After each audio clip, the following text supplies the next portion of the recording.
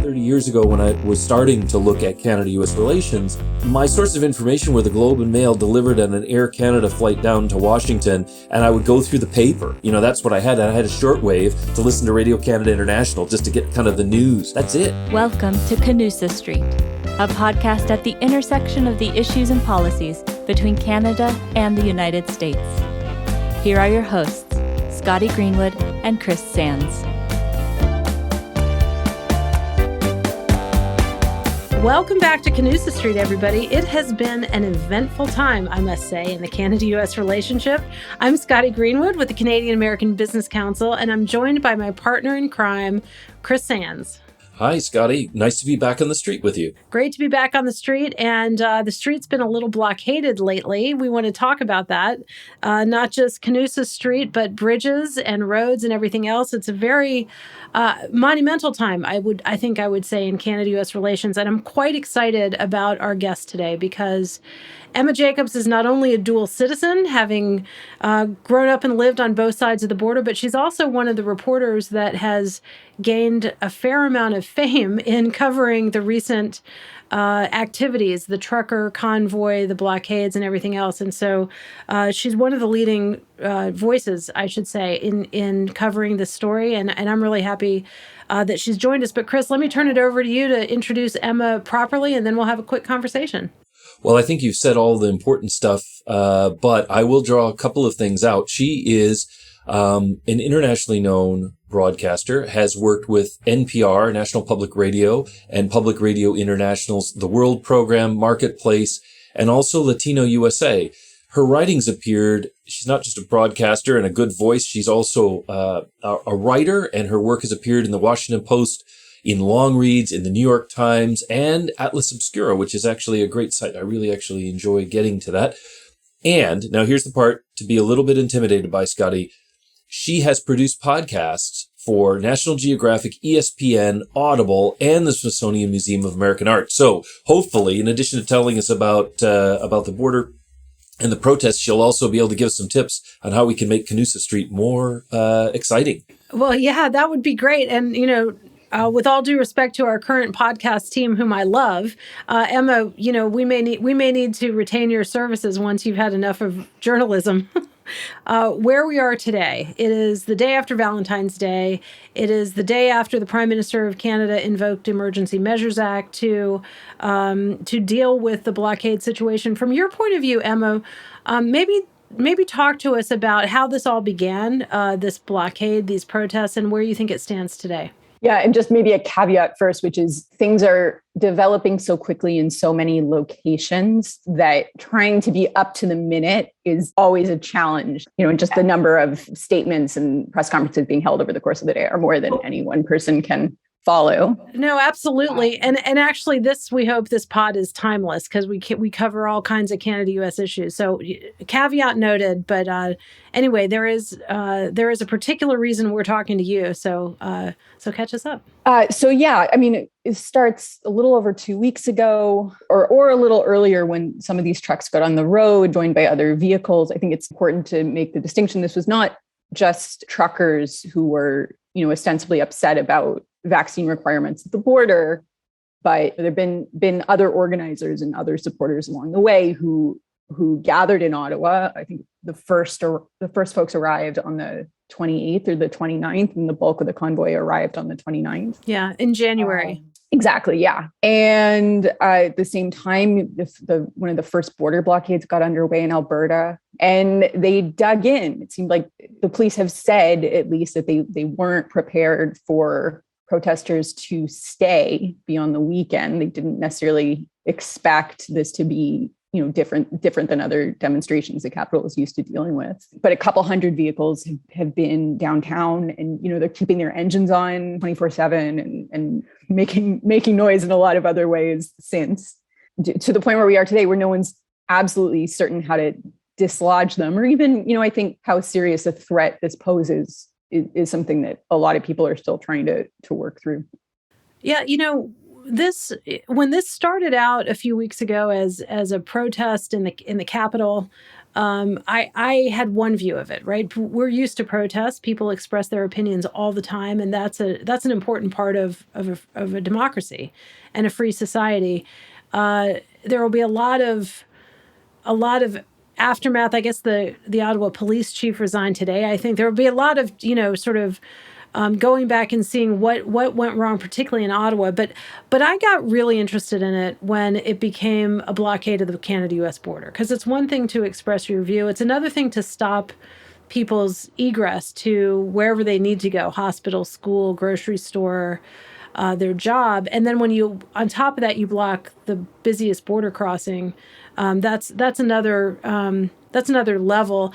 I wonder in your coverage of this, what has been the most surprising or bizarre aspect of it from everything you've looked at? Because you've been living this from Montreal, or are you in Ottawa today? I'm not sure. Been back and forth over the past couple of weeks. I mean, the one other thing I would say to your point about the border blockades is, much like in Ottawa, where they're having a really outsized impact because of these big vehicles, they found, the spot where they could have the greatest impact on U.S.-Canada trade with the Ambassador Bridge. And, it was only a couple hundred people at most. It's not a huge number of people, but they're strategic and having this very outsized impact for their numbers. I mean, that gets me to the point where one of the fundamental difficulties around covering this is that there is a lot of misinformation circulating and people believe it very firmly. And so, for example, I get emails that the convoy was 74 miles long from people who are absolutely convinced that is the truth. And that includes people in the crowd who are absolutely convinced. Someone told me last week, like 10,000 more vehicles were on the road to join them in Ottawa. So that's very pervasive to one degree or another. Some misinformation is less serious than others, but you're operating in an environment in which people on the ground are getting a lot of information from social media, from people at the head of their movement, from media sources that are more ideologically driven. It makes it very challenging because it stokes their sort of mistrust of your coverage. And it also means you don't necessarily have a common set of facts to have a conversation with. Absolutely. That's one of the features that I noticed of what happened here in Washington on January 6th was people not having a common agreement on what's true or what's real. Anyway, I agree with you that is a larger thread here. But over to you, Chris. What are you thinking about this? Well, I wonder, Emma, since this is something that from the U.S. side, many of our regular audience will have seen things just like you said, things that have been reported in the various media, and on the right and on the left, everybody has their favorite flavor. But you have the advantage on us because you were actually on the ground. You had the opportunity to talk to people. How would you describe the motivation, the bill of demands, the complaint that really rallied all these truck drivers together? What did they think they were trying to do or trying to express with this protest? So I think it's important to know, what I don't know is if the people who are willing to speak to me are representative of the group as a whole. And you do also get different sort of motivations expressed for being there. With one exception, everyone who's been willing to tell me their vaccination status is not vaccinated, and have various reasons, that they say they're not interested, but a lot of them, come from distrust of the science behind the vaccine. And, a lot of them are dealing with real restrictions on their lives as a result. They may have been suspended from a government job, or they're not able, if they're in Quebec or Ontario, though this is starting to change, to go into certain restaurants or public spaces. And so they have grievances that are real and that I think, have motivated them to be there and make it a little bit harder to sort of de-escalate the situation, because a lot of the problems that they see themselves, as experiencing are real. But there are also, there are definitely other ideologies wrapped up in that. There are a lot of people, comparing these vaccine requirements to North Korea or other authoritarian regimes, right? So there's an ideological sort of framing to this that is about more than the vaccine. It's about, preserving freedom, or in some cases, there's some people who may have more extreme ideologies. There was somebody who came up to me and said, this is about civil war with the government, people against the government. So I think there's a mix of motives in the crowd, and that makes it difficult to, I think, figure out how to address it as well as talk about it. Chris, if I could just jump in for 1 second, I think that's right, Emma. I've had feedback too that this is about revolution, and from people that are smart and that I respect. And I'm thinking revolution is a pretty large idea. It's a pretty big word.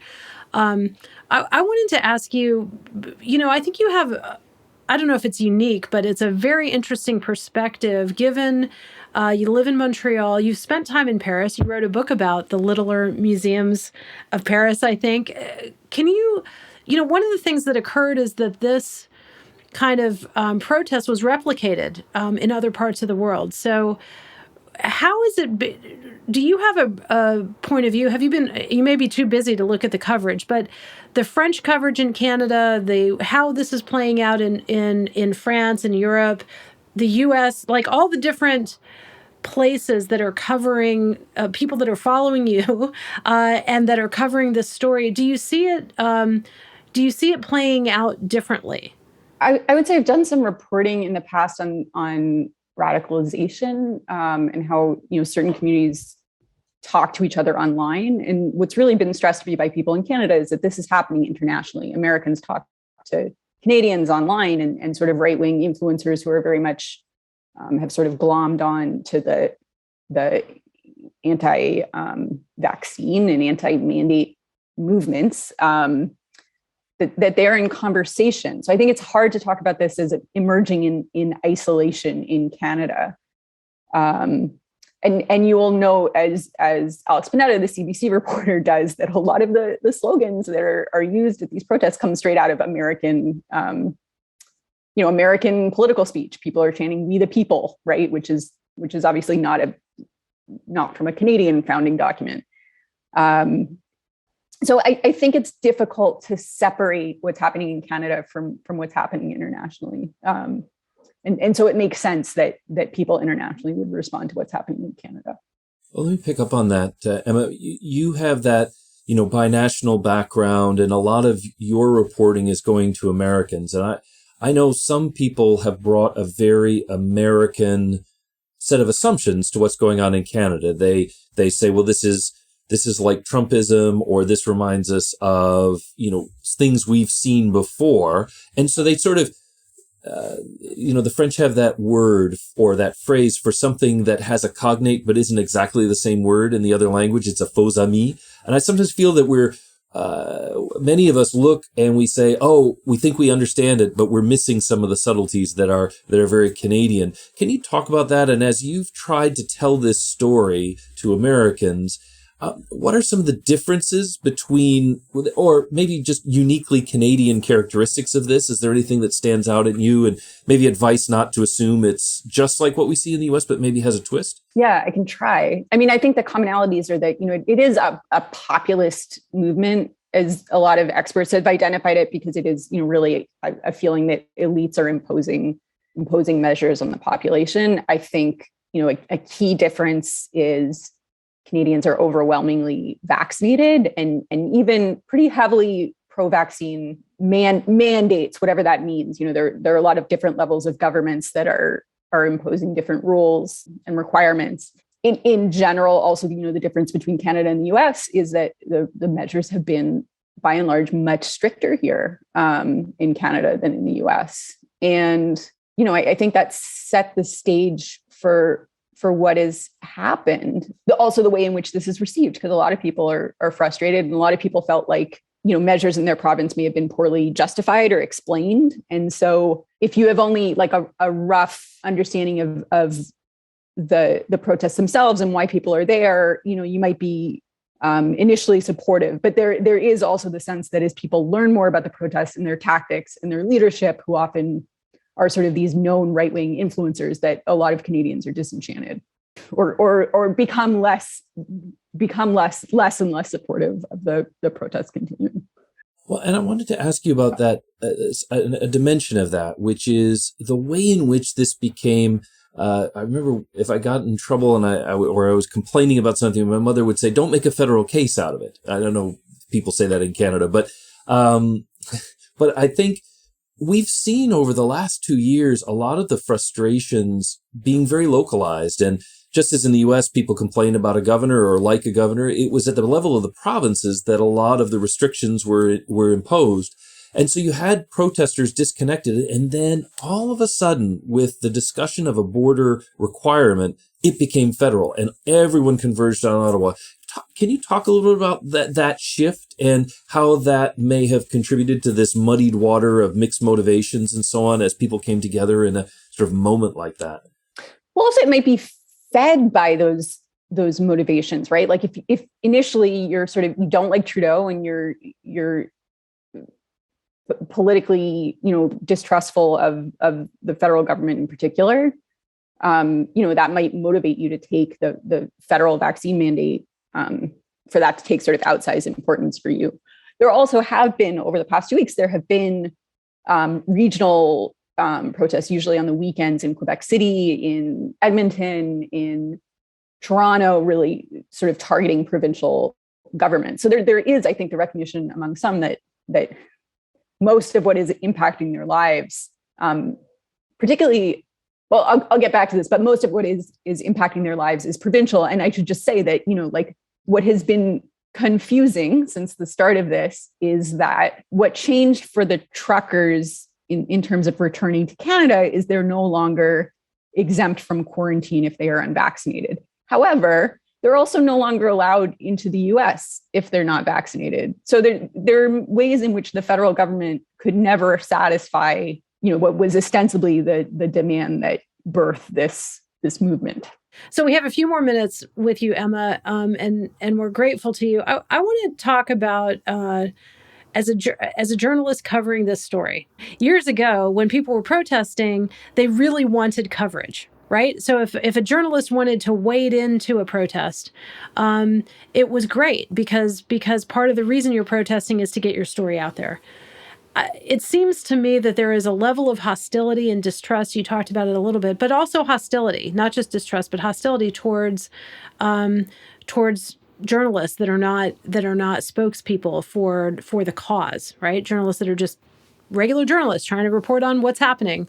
And I wonder if you're experiencing that, if this feels different somehow from other stories you've covered or other movements, like just personally, what is it like to cover this thing? You've talked about, sources of information and trying to prove them before you report them, I think. But how does it feel just from your vantage point being in the soup for the last several weeks?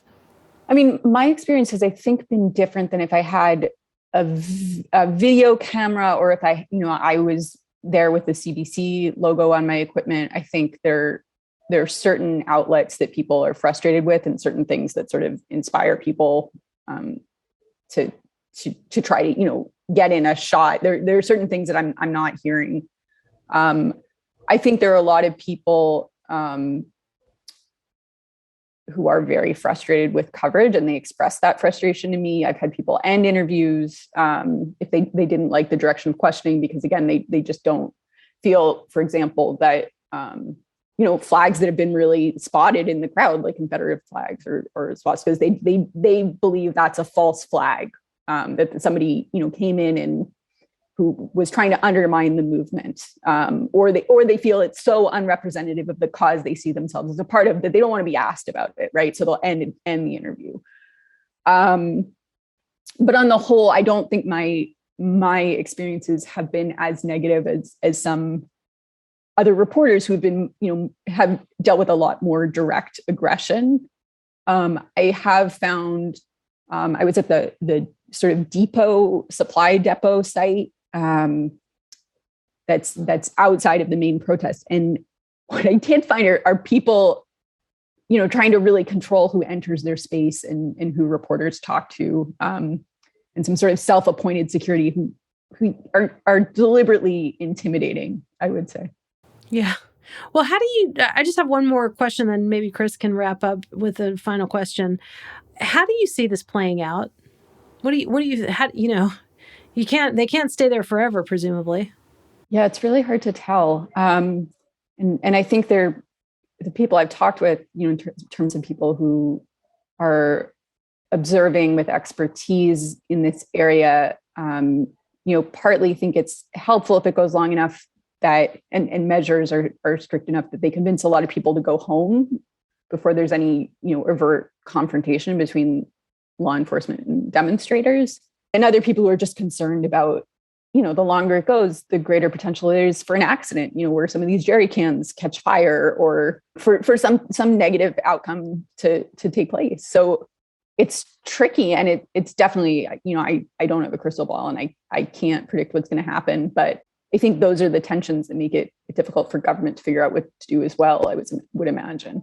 Sorry, one last one. So given that, do you get fatigued with the story at some point? Like, at what point do you say, you know what, I'm going to cover something else? They can camp out in Ottawa till the cows come home. This is like no longer newsworthy. These are decisions that are made above me, I would say. Okay, fair enough. Oh no, you're a prisoner of the story. I'm sorry. I wanted to maybe ask about something, and you'll have to forgive me. It's sort of a professorial type question, but I mean it sincerely. The sort of late great political scientist, sociologist in the United States, Seymour Martin Lipset, used to talk about differences between the U.S. and Canada. And a couple of the grabber lines that he had, one was that if you look at the American Constitution, it makes the purpose of government life, liberty, and the pursuit of happiness, with a sort of bias towards that freedom to be free and to choose your own adventure, etc. Whereas Canada's constitution, inherited from the British but reinstated in 1982 by the Canadians, calls for peace, order, and good government. And another of his lines is that the U.S. is the country of revolution, Canada the country of evolution. So both of those suggest that, in Canada, the bias is against risky, out there behavior. That's a more American thing. They would prefer order and having everyone be quite civilized. I wonder, you're on the ground now. Do you think that those distinctions between Americans and Canadians still hold? It's hard for me to speak to, because I feel like, even regionally within both the US and Canada, there's such a difference, even if you just look at how people have approached the pandemic. Though, what's true across Canada is vaccination rates are quite high. I think that the big difference that's often pointed to right now, both by people I'm speaking with, but also, other media, is that the Canadian political system is structured in ways that don't necessarily reward taking an extreme position. And we're probably going to see a test of that, and how this sort of populist impulse, like how that's going to play out in the political system. But because the system favors the center, it may just have different political implications than it does in the U.S. Good reminder that we shouldn't take our American lenses and think we understand what we're seeing across the border. But it's great that we have reporters like yourself who are able to speak both languages, American and Canadian, and kind of help us to understand the story. I really appreciate your time today. Thank you for coming on Canusa Street. Thank you. I hope I'm able to navigate those two worlds as successfully as you think. Well, whether you like it or not, you're sort of standing. What is it the Pretenders used to sing? In the middle of the road. That's where you'll find me. You're in the middle of Canusa Street. 1 foot on the American side, 1 foot on the Canadian side. It's a tricky place to be. For sure. Keep it up, Emma. Thank you for joining us. Thank you for your reporting. And, as important as this story is, we look forward to talking to you about another big Canada-U.S. story, if there ever is one, in the coming weeks and months and years. So thanks very much for coming along and joining us. Thank you.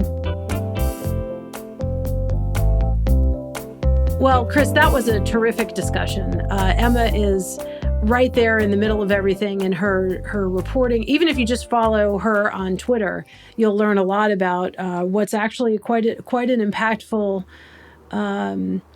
scene, not just for Canada, but for Canada-U.S. relations and Canada's reputation in the world. So I appreciated Emma, taking a minute to come join us. Well, and I know a lot of our listeners will be catching the podcast as events have already unfolded, and it's one of the challenges. This is history in the making.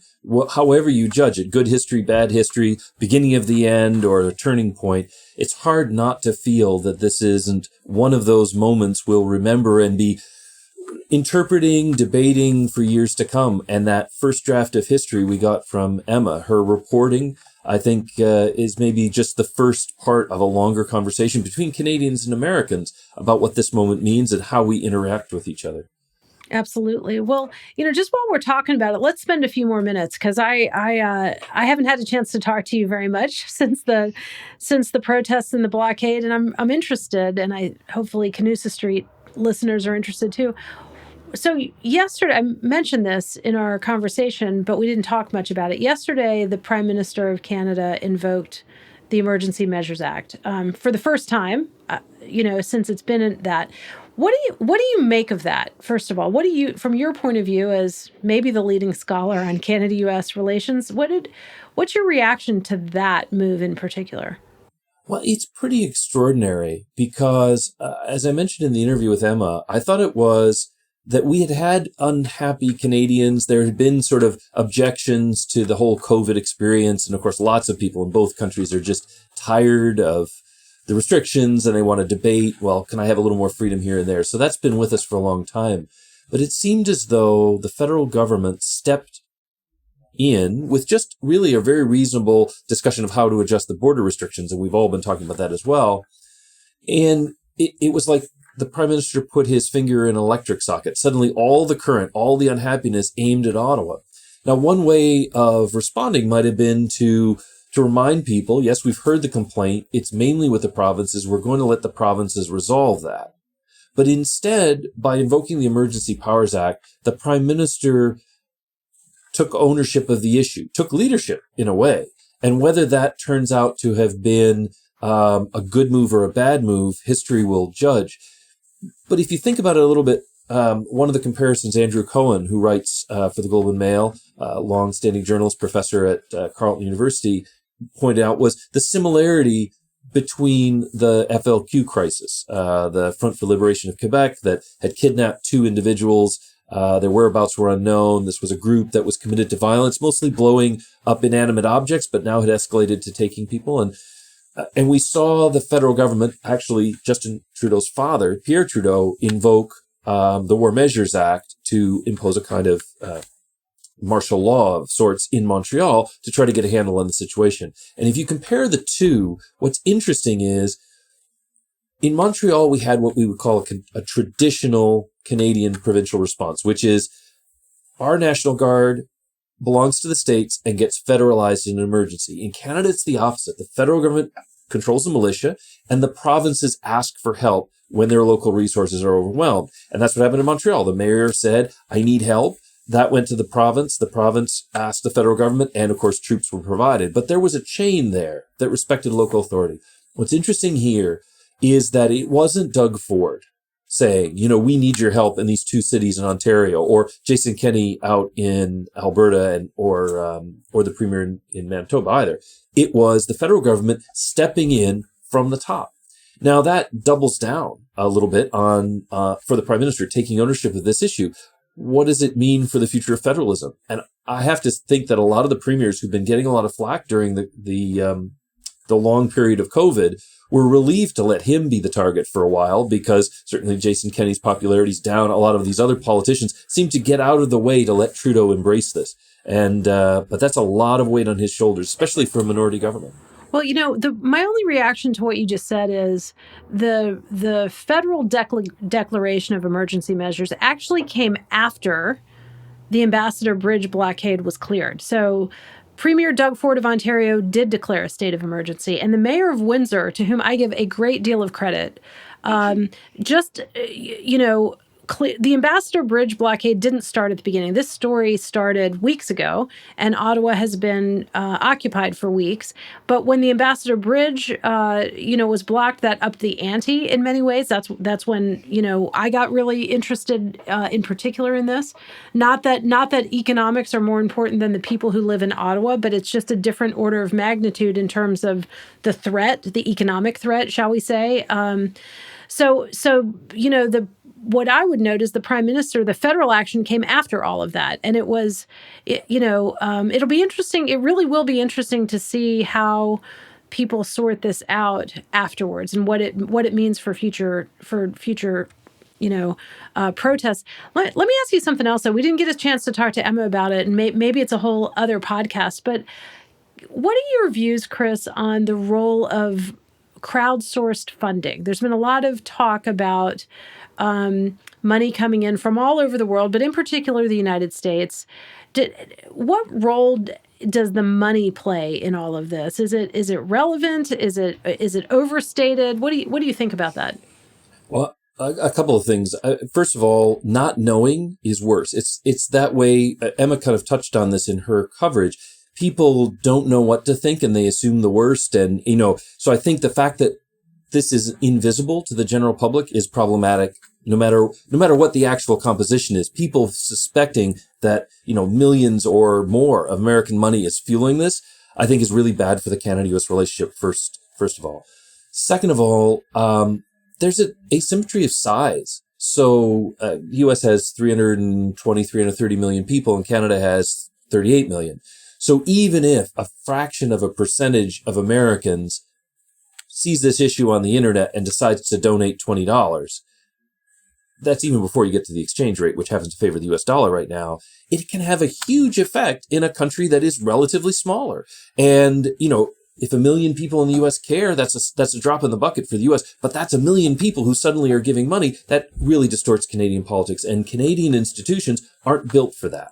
And so just as a principle of equity, I think actually Canada has very good laws about donations to political parties and to charities and so on. And it may be necessary to regulate the donation cross-border, at least to declare that you're not American, not Canadian, and have that tracked, because I won't assume that any of that's nefarious, but this is a scale we haven't seen. For example, we know that there have been Americans who've donated to pro-life charities because they're concerned about, the abortion issue. We know that there are people who donated when Alberta had those wildfires up north. I know actually some of my students donated just for relief efforts. So you don't want to block cross-border flows, and you have to allow them for legitimate purposes. But when it's politics, there have to be rules of the game. And I think it's on Canada to figure out what those rules are. And then once they've made that decision, the U.S. really has to step up and help them with enforcement and getting discovery and getting companies that may be headquartered here to cough up information. Interesting. So regulating the flow of money, as hard as that is, I think is relatively straightforward compared to the next thing I want to ask you about, which is regulating, or not regulating, but how do you deal with American media outlets, American politicians who are now weighing in as if their point of view should matter, in a sovereign country. Like we saw a couple of United States senators who have, talked about their point of view on whether or not Canada should have evoked Emergency Measures Act. They go directly after Prime Minister Trudeau. Do they have a right to do that, Chris? I mean, that seems to me that, politics stops at the water's edge or at the 49th parallel, but not so much right now. What do you think? No, well, I think it's a sort of good neighborly thing, and maybe that's too cute an analogy. But if your next door neighbors are having a knockdown, drag out husband and wife fight, stay out of it. You're next door. Yes, they're making a lot of noise. You might have some complaints, but really you don't know the issues and you can't operate. And that's I say this very advisedly. You and I are so lucky because we're in Washington and we have, privileged positions and a lot of experience watching Canada-US. So we understand the differences. And I don't want this to sound like, oh, the average Joe doesn't have a right to opinion because they don't have a fancy degree and they don't know as much as I do. This is not an elite expert, I'm the only one who's right comment. But I do think that as you and I have to do all the time, the average person shouldn't assume that they know what's going on in Canada, that they understand the nuances, that the references make sense. And before they weigh in, not that they shouldn't have a right to have an opinion. Of course, that's fine. But think about it, because when you don't understand fully all of the nuances, you may actually make things worse rather than better. And there's an old line we used to have, the State Department mantra about Quebec separatism, which was a big fight in Canada for a long time and could still come back. And the State Department used to say, we have a great relationship with a strong and united Canada, but the future is for Canadians to decide, which was a way of saying we're paying attention, we care, but we're not the deciders, and we respect Canada's right to go through their process and resolve it. I think we need to remember that kind of diplomatic approach, just even as citizens. We can't make citizens not have opinions, but maybe check a little bit of that and let the Canadian voices tell us more about what they think is going on rather than imposing our thoughts. Yeah, we're in dicey, waters here. I just have to observe, though, that, Canadians didn't hold back with their views about U.S. politics in recent years, right? So I really think it's up to people of a country to get to have a political view. I mean, you and I are analysts. We analyze policies. Policies are not, sovereign entities. But when it comes to politics and who the leaders should be, who should be leading another country, I don't really think, as an American, I have a right to have an opinion. I'm going to deal with whoever's elected by the Canadians. But it's interesting to see, there are Canadians that came to Washington on January 6th to participate in the quote unquote Stop the Steal. That happened. We know some of them, right? Did they have a right to do that? Did they also donate money to that? Now that turned into a whole other kettle of fish, as this is. So anyway, I think we're into some pretty interesting areas here about who, in this close friendship, where are the lines of propriety? Where, how should money and information and political support flow? It's an interesting question. It is an interesting question. And I guess I'm a bit pessimistic because we've had so much interaction over the years. Canadians will have opinions on who should win on The Bachelor, or they'll weigh in on which team should have won the Super Bowl. So we'll never, I think, convince people not to have opinions or tell them not to speak, because people will. And if we don't see it in public, it may be on a Facebook page, or it may be between families that have, branches on both sides of the border. So I guess for me, the thing I think we can do is just have a smidge of humility, that maybe we don't know the whole situation, and listen as much as we talk. One of the things Emma said that struck me was how hard it was to get a fix on what were the motivations of the different groups and what was going on behind, cabinet doors to talk about this emergency declaration. I do think it's a fascinating country. You and I both love watching Canada-US relations, but listening is really important, and we should listen to what people have to say and say, well, okay, that's a Canadian opinion about American politics, maybe not so persuasive, but at the same time, I think the only answer is not so much censorship, I think, although you can affect money, but it has to be using common sense and, critically looking at what's being said and who the sender is and saying, well, that's worth listening to, but I'm going to weigh this more carefully because it's coming from somebody who has more standing or more knowledge, etc. I know that's maybe pie in the sky, but I feel like we need to change the culture, not actually come up with something from the outside that tries to get people to work against what's been their nature for a long time, which is they all have opinions about everybody, even about who Kim Kardashian should hang out with and so forth. You just never stop that. So if we can't stop it, we could civilize it, maybe. Yeah, maybe. My thought here is this is less about Canada versus the United States. It's actually much more fundamental, and it's more challenging than Canada versus the United States. This is about what are our sources of information, and how do we get to a point where everyone can agree on certain basic facts and tenets. And we've lost that, I think, Chris, right now. I think, people are self-selecting their own sources of information and they excoriate others. That's a big problem for Western democracy, for a free society. This isn't in Canada. If you want to attack something, you say, well, this is American style politics, right? Like, I don't think this is about that. I think it's deeper and more challenging, actually, even than that. I would agree. I mean, the stage at which we are now in globalization, in the breaking down of barriers, the ease of communications and travel, has opened up a window on Canada for Americans and Americans for Canada that previously was only really available to people in a sort of rarefied elite because they had the ability to travel, or they had the CIA reports or the State Department's reports, so they had really good data. I was reflecting on this 30 years ago when I was starting to look at Canada-US relations. my sources of information were the Globe and Mail delivered on an Air Canada flight down to Washington, and I would go through the paper. That's what I had. I had a shortwave to listen to Radio Canada International just to get kind of the news. That's it. And now my students can pick up something on their phone and instantly know that the Prime Minister just said this and actually listen to the video. So that disintermediation is a powerful trend. And if we could go back to the Middle Ages, there was a huge debate about education. It was originally seminaries for priests, and then suddenly we opened it up to everybody. And you can read a lot of American authors about that sort of democratization of education that created people who sort of half knew things but didn't really know them well. And we kind of mocked that and we worked it through. And now we have one of the most educated societies around. Whether they're smart, I don't know, but they're at least well educated, spend a lot of money on it. We're at this turning point, and we have so much access to information, but not necessarily knowledge. And there's got to be a way of interpreting this flood so that we can make better use of where we are. What I don't believe we can do is put the genie back in the bottle, kind of go back to a more exclusive, gatekeeper relationship where only a few of us get to have an opinion. Everybody will have an opinion. So now we have to talk about, well, if that's the case, how do we do that in a more in a way that works out better for everybody and leads to more cooperation and not more confrontation.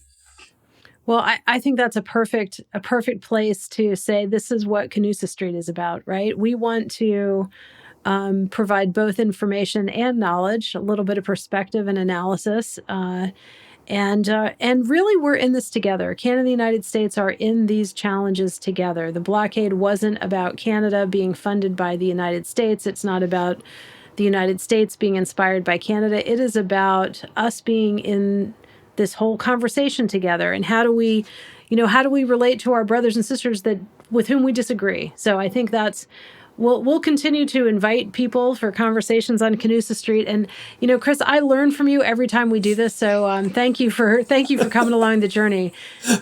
You're very welcome, Scotty. I think that one thing that in our hyper individualized and very expressive world is rediscovering community and neighborhood. And that spirit used to guide Canada-US relations more than it did. I believe it will come back when we can realize the humanity of each other.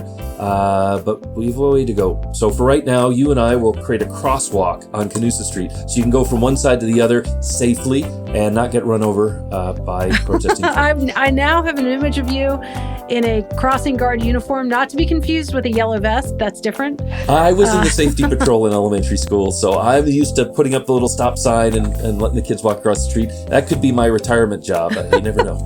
All right. Well, thanks a lot, my friend. Great to see you. Great to see you too. This podcast is brought to you by the Canadian American Business Council and the Wilson Center. If you like this episode, help others find our show and give us a rating on Apple Podcasts or Spotify.